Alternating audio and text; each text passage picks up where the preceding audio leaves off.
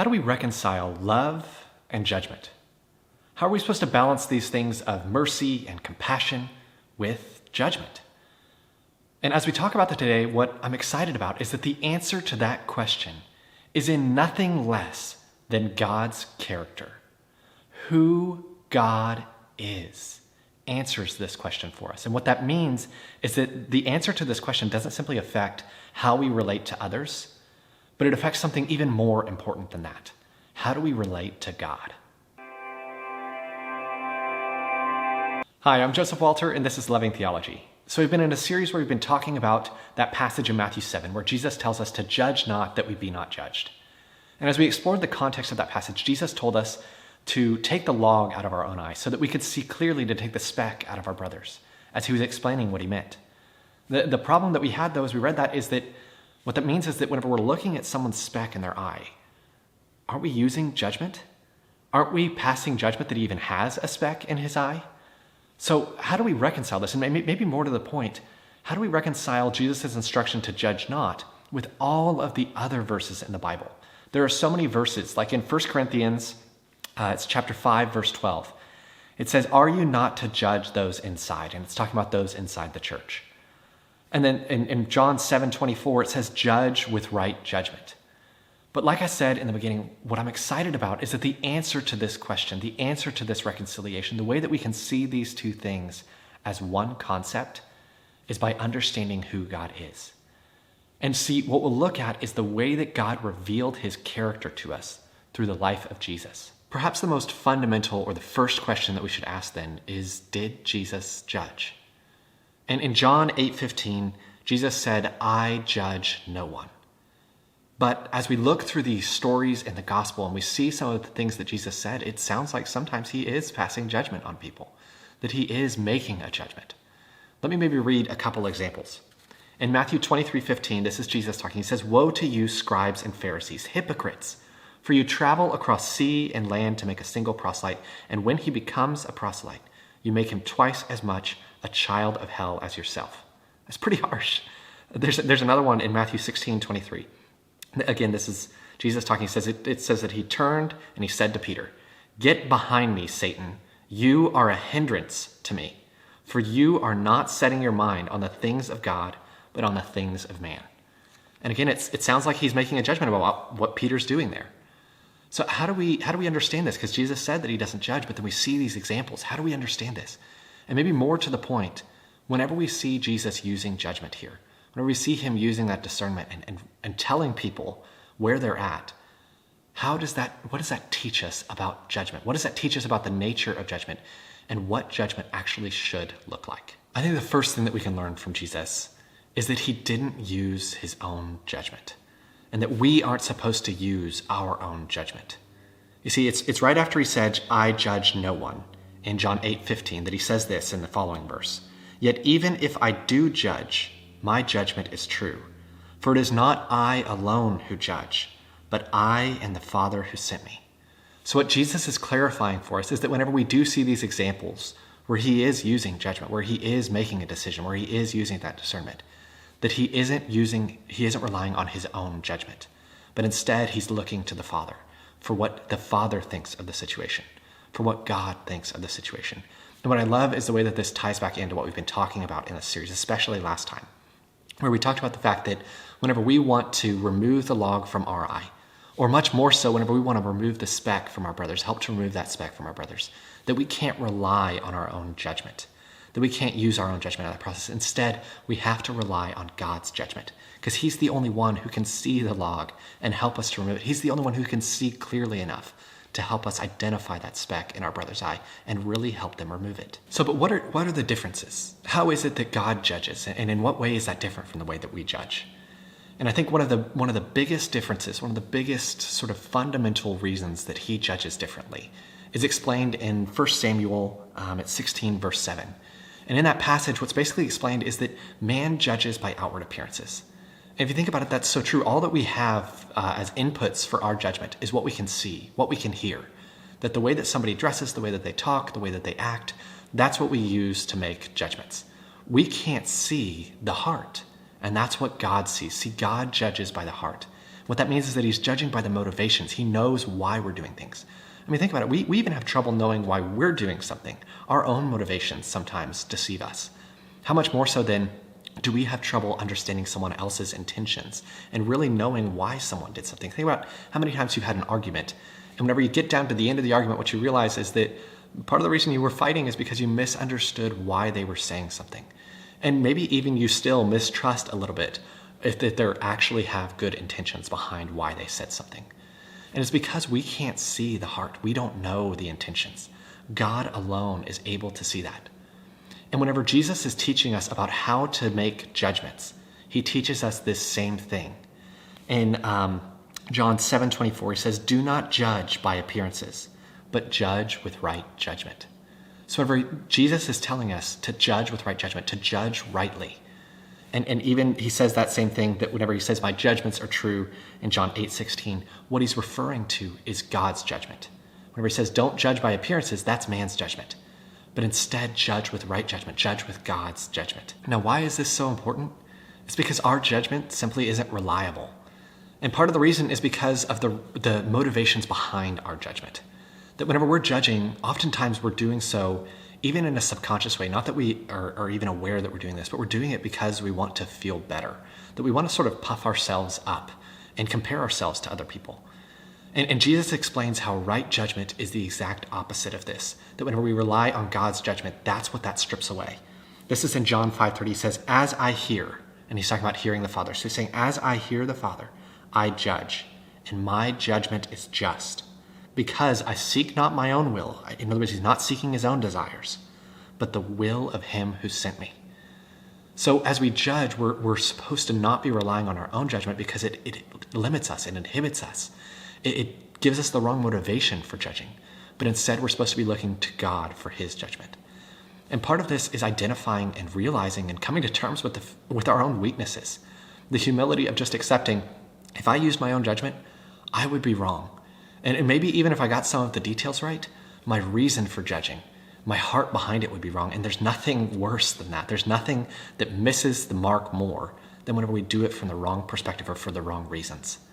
And we have a series where we talk about this, of just learning to accept our own weaknesses and rely on God's strength and the peace that that can bring us and the rest that it can bring us. We've called that series Resting in Our Weaknesses. If that's something that you want to hear maybe a little bit more about, I'll put a link for that series below. I think the second thing that we can learn from the way that Jesus judged is that he did not judge with the goal to condemn anyone. That wasn't his purpose, his mission.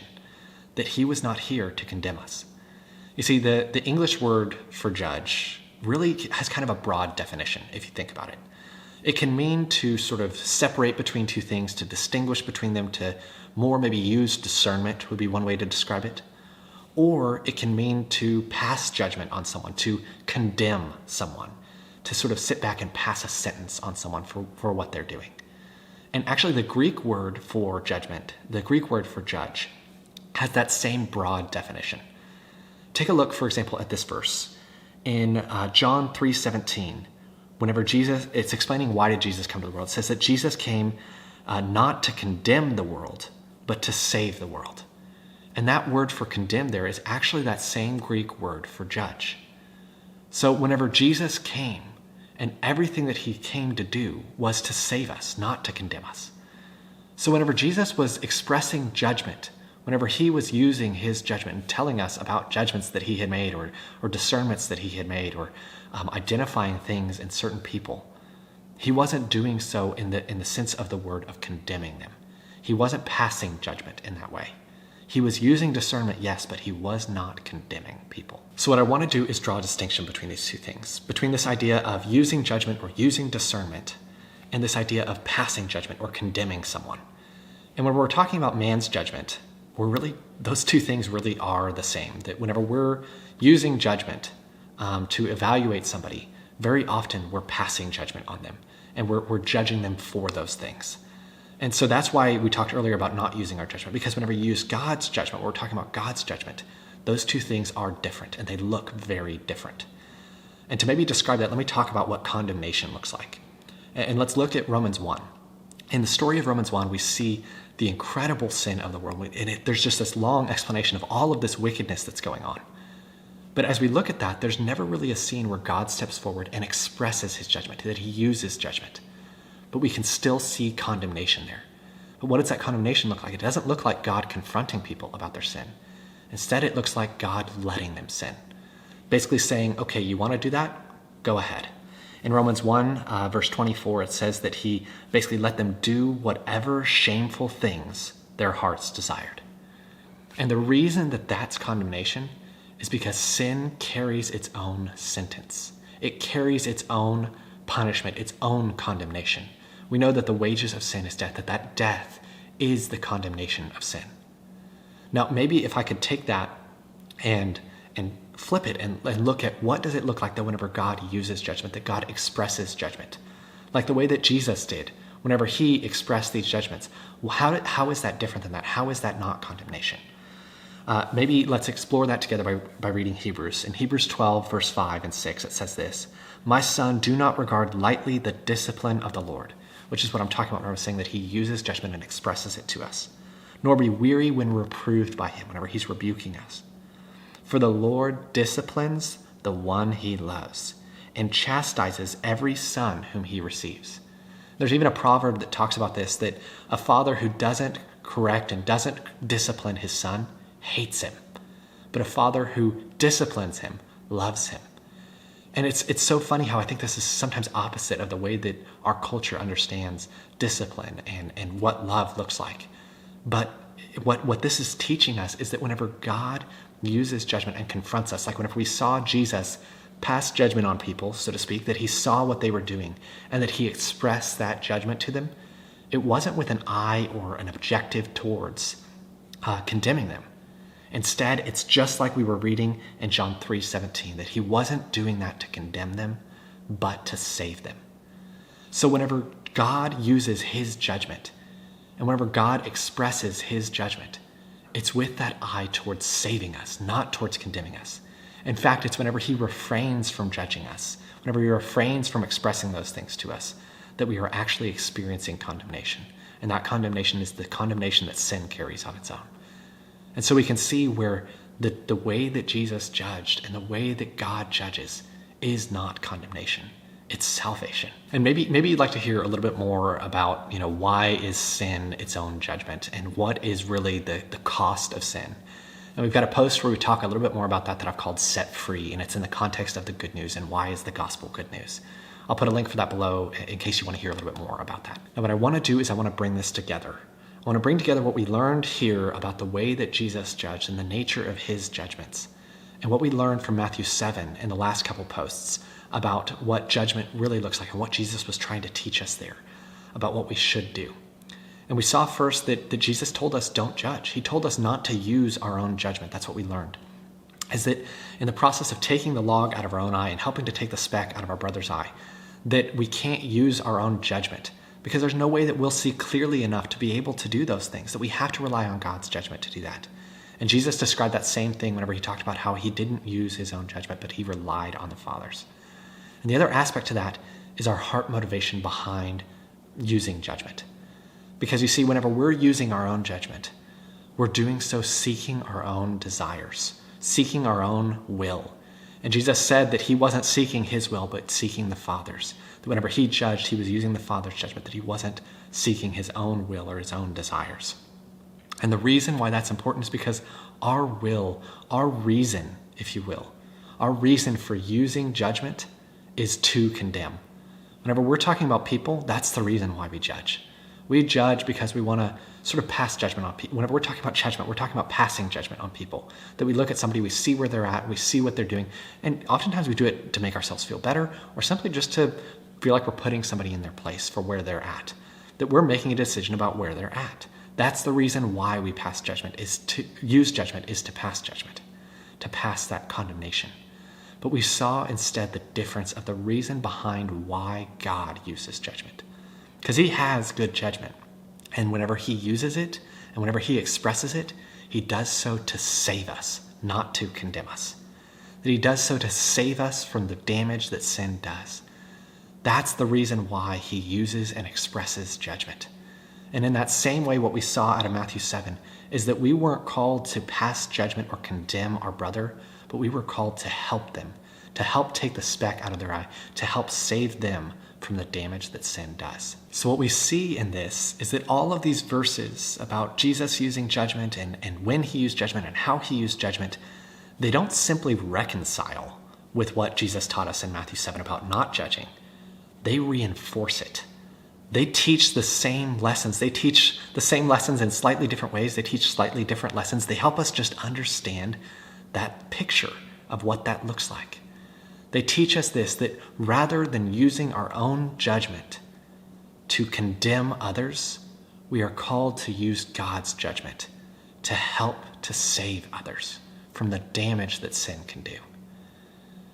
And the hard part about all of this, though, is how do we actually do that? And what does this really look like? What does it look like to use God's judgment to help one another? And there's actually an amazing illustration of it in the way that Jesus washed the disciples' feet and what he told them while he washed their feet.